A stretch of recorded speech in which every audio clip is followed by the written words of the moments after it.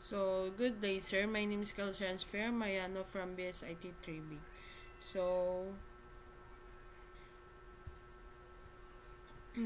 define course output for submitting of network. So, this is given topology. So, first, paano natin i-diverse yung VLSM ng submitting table? So, first, from the number of hosts, ang ilalagay natin po ay i-check natin yung network topology at i-arrange natin from highest to lowest. So, ang highest natin is 900. So ilalagay natin and ang lowest naman is 50. So ilalagay natin dito sa number of hosts. So 900 na ay 765 350 150 and 125, and next is 50. So meron pa tayong tatlong ganyan. So meron tayong tatlong router, which is router number 1. So ang lalagay natin sa router number 1 is 2. So router number 2 naman is 2. So router number 3 is 2 din. And next is next is CDR and Theta. So mag-base tayo sa pinagawa nyo pong activity noon, sir, dati, kung saan meron na doon yung CDR and Theta. So pasok siya sa 1. So next is yung Theta naman is 1/22 ng 900, and sa 765 naman is /22 din, and next is /23, next is /24 /25, and next is /26 then, and next is /30 na itong tatlo, 30 /30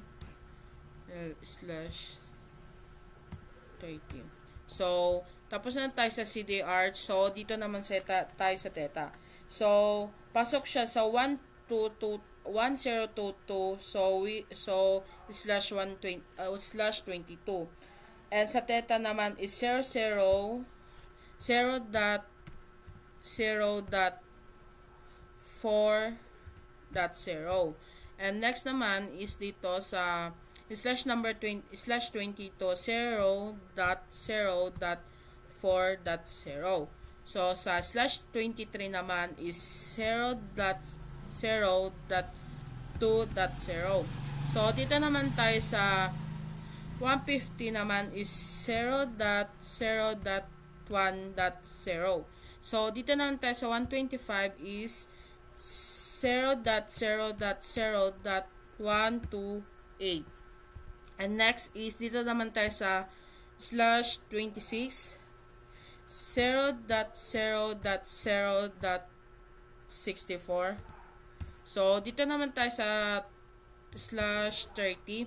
So sa /30 naman is 0.0.0.4.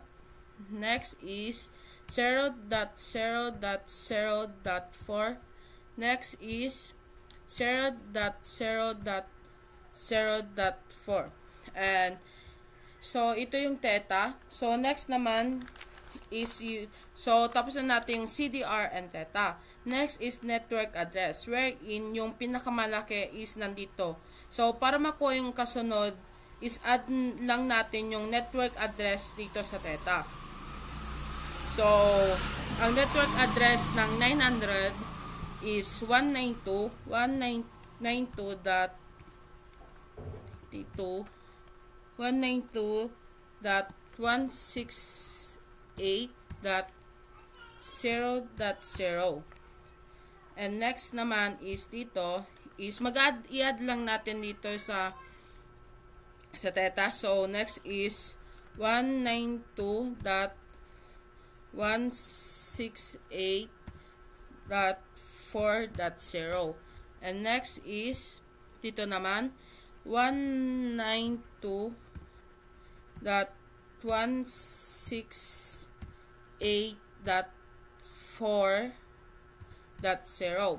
Next is so 151.92.168.10.0.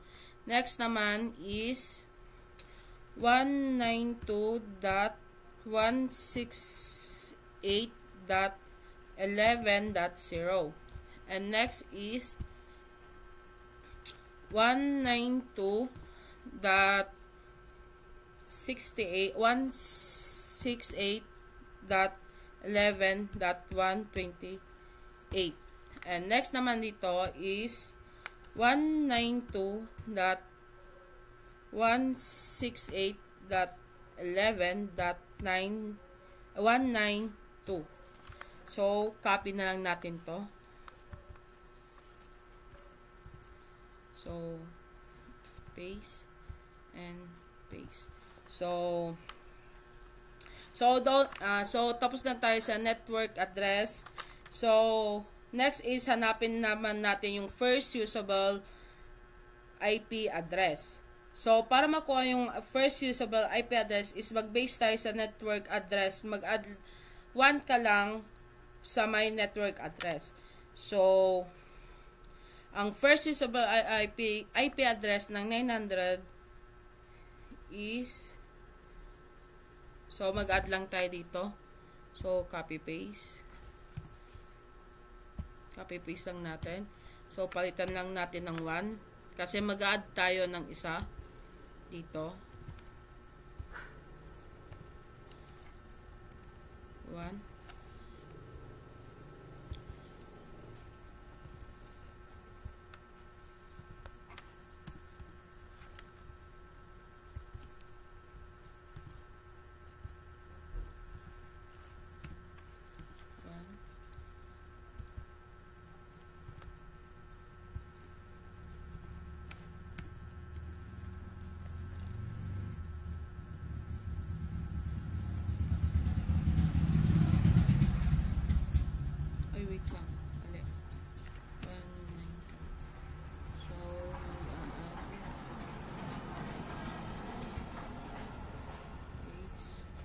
So, magiging 9 na to.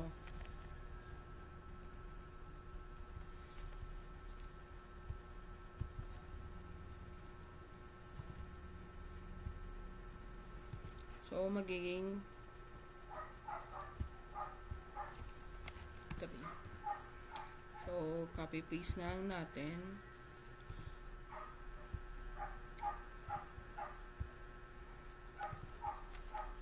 So, pagkatapos sa first usable IP address, so, para mamaya, magdagdag tayo dito ng dito para so para mamaya sa broadcast address mamaya is kailangan natin magdagdag dito sa my network address. So, add lang natin dito dito sa theta. So, ang dadagdag natin is 192.168.11.204. So, next naman is yung broadcast address. So, sa broadcast address naman, para makuha yung broadcast address is magbe-base tayo sa network address ng next na host, which is yung 765 host. Dito is mag-1 tayo. So, parang ganito 192.168.255. So, ganun lang. Mag-minus lang tayo ng isa. So, dito. Dito naman is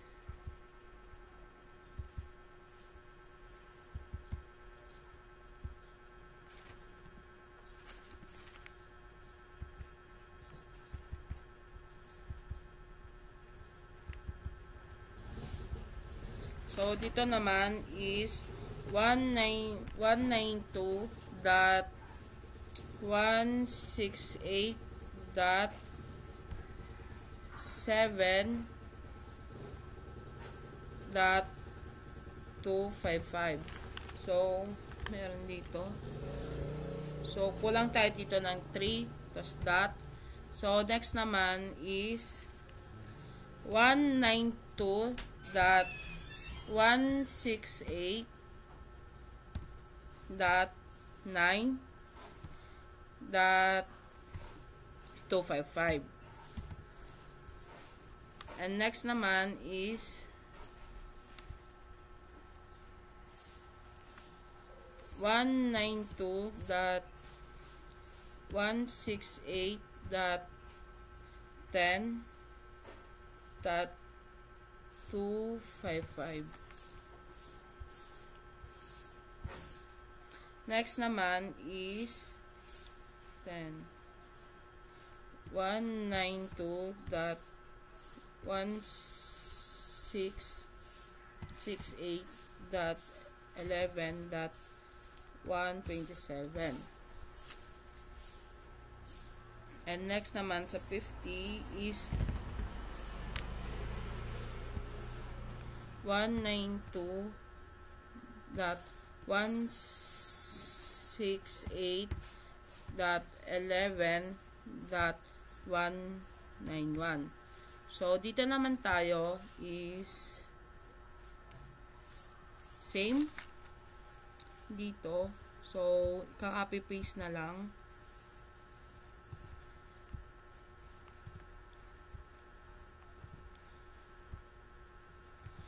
So, so, done na tayo sa broadcast address. So, next na is last usable IP address.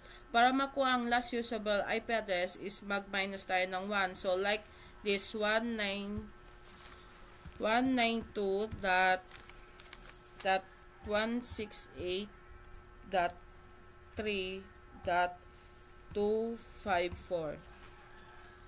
So, tama. So, magmaminus lang tayo dito. So, copy paste. So, magiging 4.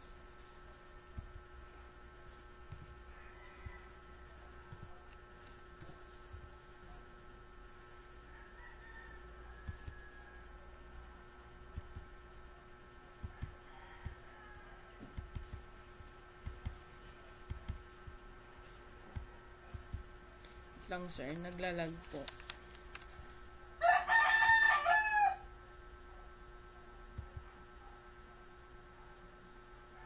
Copy, paste. So, magiging 4. So, magiging 6.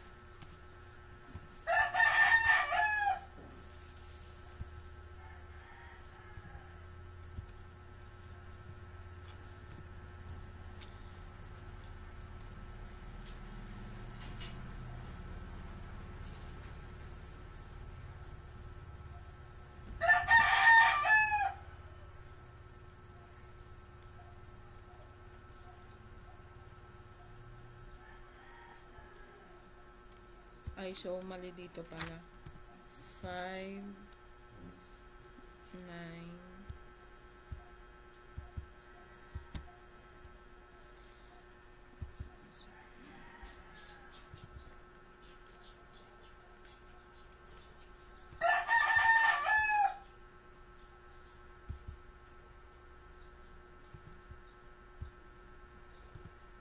magiging 4.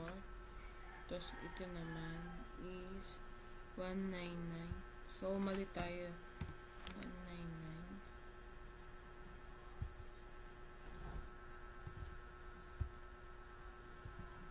magiging 8. So, dito naman is 2.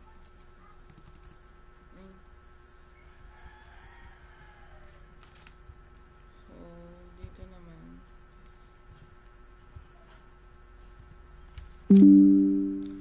So, mali tayo dito. So, lalagay natin is 2, 0, 0, 3. So, magiging 2, 0, 2. So, ito. So, kung tatanungin nyo, sir, kung paano nakuha yung last usable IP address is, magma-minus 1 lang tayo dito sa pinakadulo dito.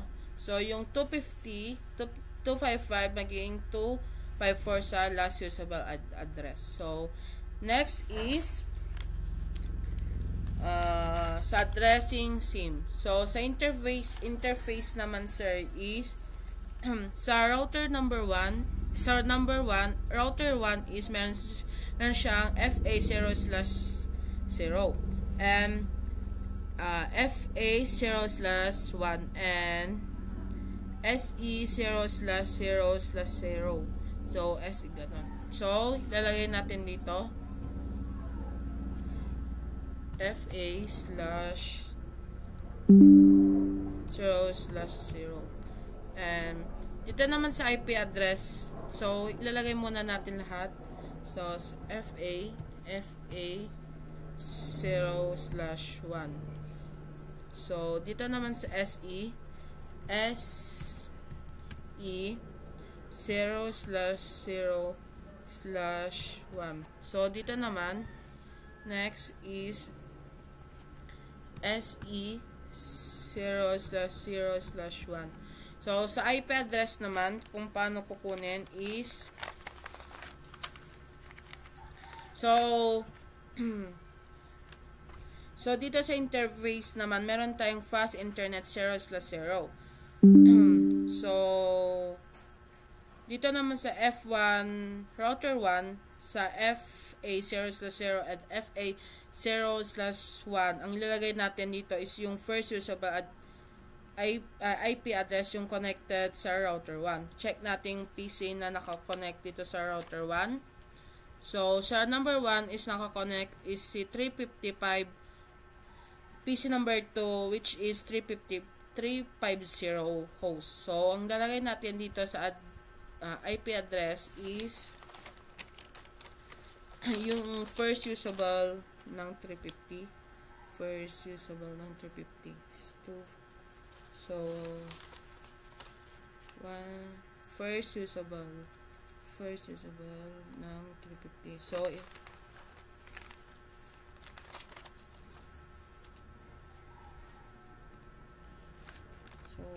one sir.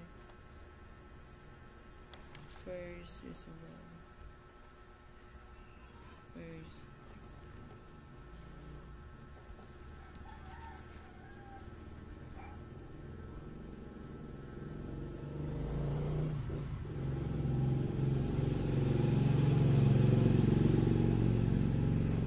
So, parang wrong tayo dito. So, 8 pala to, sir. Sorry. 8. So, ito. Kakopy natin dito sa and next naman is FA. So, FA0/1. So, ang lalagay natin dito is so, tingnan natin yung 11. So, ano yung 11? 1. So, ito.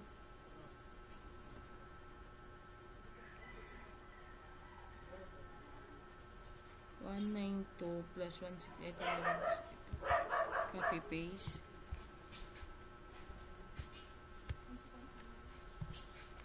And next naman sa interface naman, determine natin kung ano yung DCE and DTE. So, dito sa malaki naman siya given na siya kapag DCE is yung kinukuha natin is last usable IP address. Sa DTE naman is yung last usable IP address. So, CE So, kukunin natin yung 194.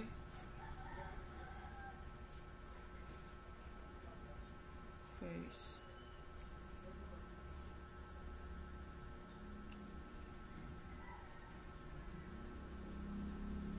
So, first.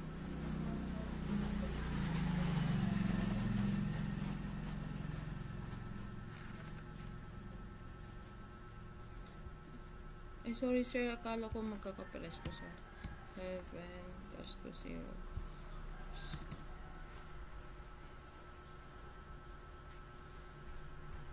202. So, kukunin natin dito naman is yung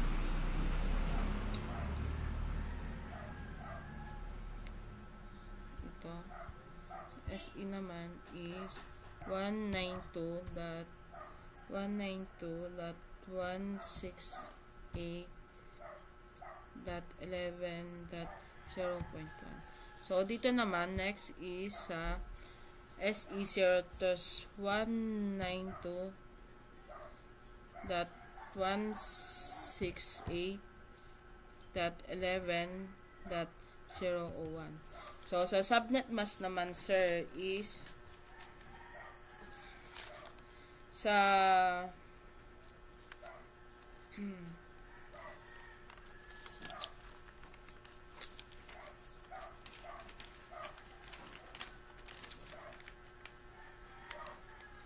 subnet mask naman natin is kukunin natin yung dati natin na yung dati nyo pong pinagawang activity, sir. So, ito naman is ilagay natin dito is 255.255 dot 255.254.0. And next is dito is 192.2 dot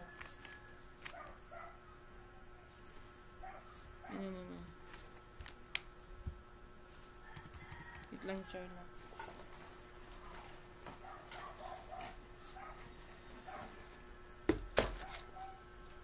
Sorry sir sa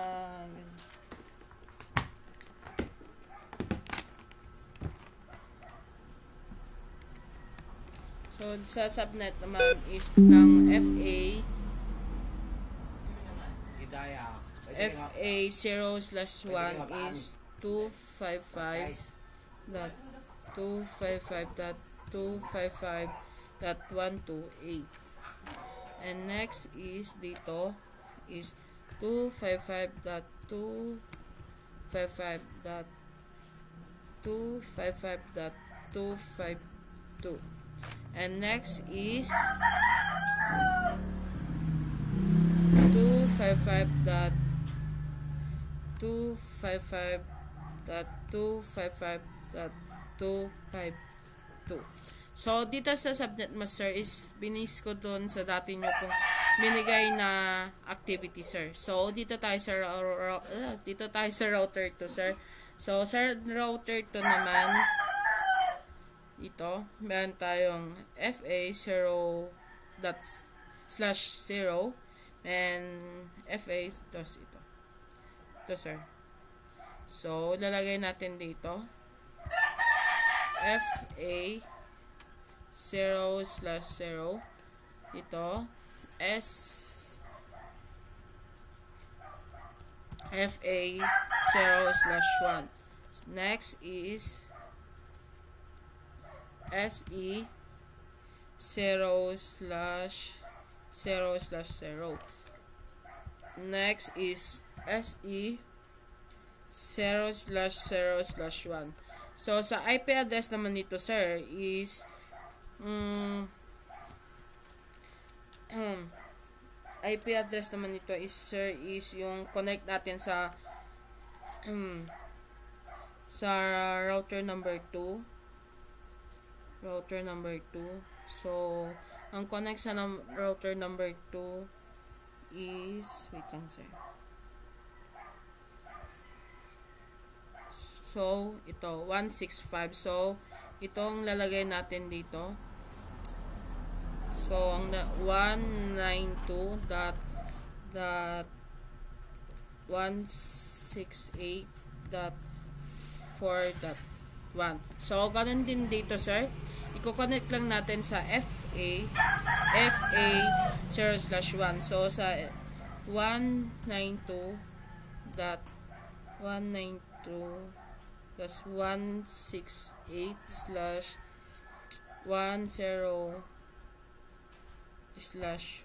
So, next is dito naman.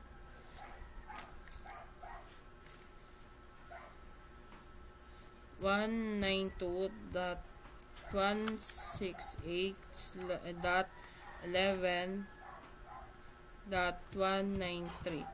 And next is dito. So, 192.168.11.168.198. So, sa subnet mask naman, sir, is ibibase ko ulit sa yung dati nyo pong binigay na activity. So, dito naman is 255.252.252.0 255.255.252.0. And next is 255.255.255.128. And next is no. Ay, mali na, sir. Mali. 0 pala. 0 po pala, sir.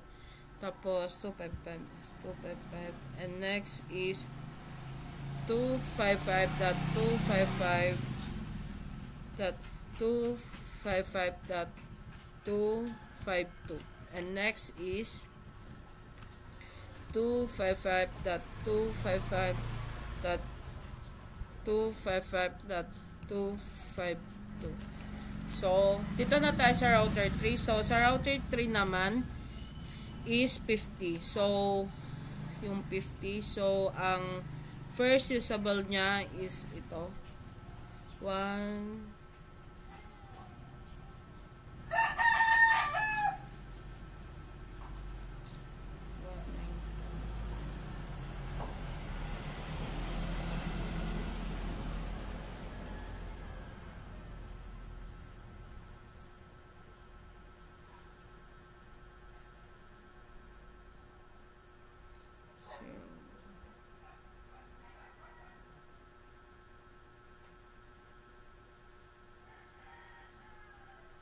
FA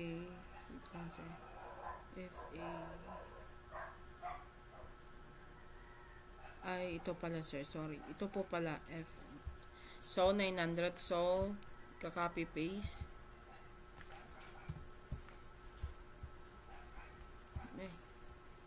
Wait pala, sir, hindi po pala nalagyan ng FA 0/0.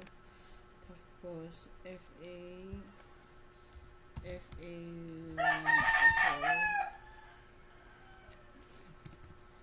0/1. And next is SA 0/0/0. And next is SA 0/0/. So, next is dito naman is yung 192.129. So, ito 50. So, ka-copy paste. And next is SE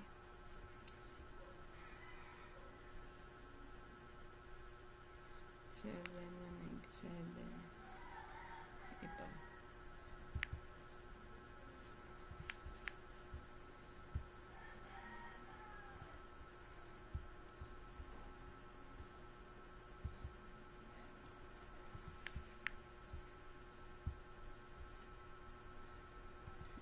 So, dito na sa subnet mask naman, sir, is magpe-paste tayo ulit sa binigay nyo.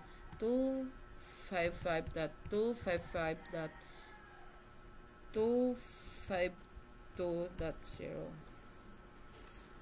Ay, hindi. 2520. And next is 255 255.255.255.192. Next is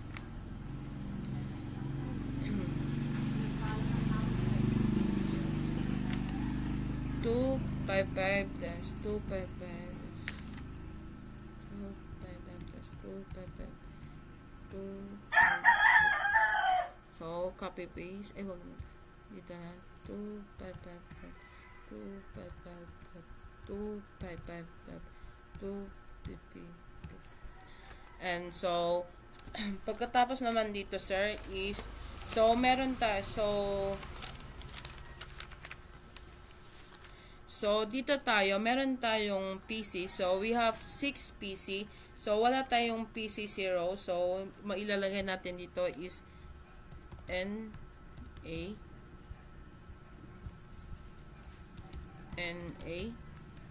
and NA. So, dito naman sa PC number 1 is So, para makuha yung IP address naman is IP address ng PCs is gagamitin natin yung last usable IP address. So, last usable IP address.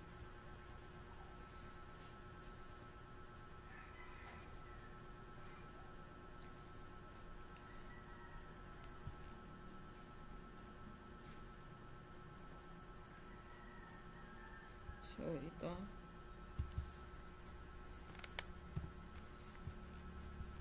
I-type ko na lang, sir. Kukunin na lang natin yung 192.168.97 tapos 254.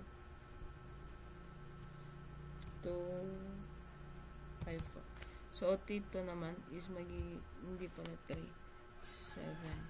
So, next is 192.168.11.190 and next is 192.168.11.254 and next is 192.168.11.126 and next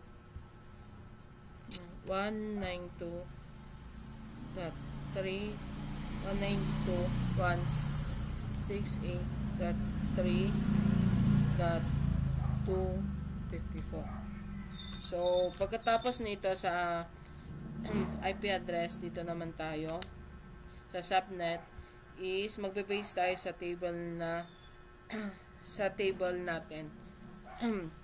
So, sa 255.255.252.0 and next is 255.255.254.0 and next is 255.255.192 and next is 255.255.255.0 and next is 255.255.255.128 and next is 255.255.252.0. So, kung paano naman itong default gateway naman sir is yung first usable IP address. So, dito natin kukunin yung default dito. So,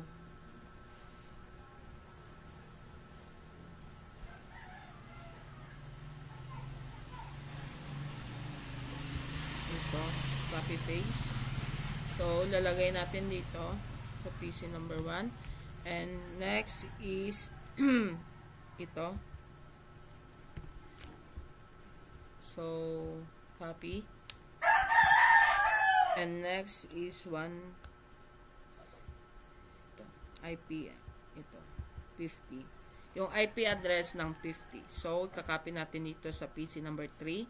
And next is PC number 4. Yung PC number 4 is ito sa 150. So, copy natin dito. And next is sa PC number 5, yung 192.168.11.1.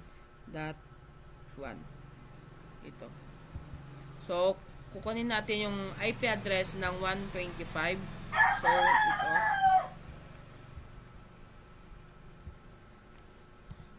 And next, and lastly is PC number 6. So, sa PC number 6 naman is kukunin natin ito, yung pinaka-highest.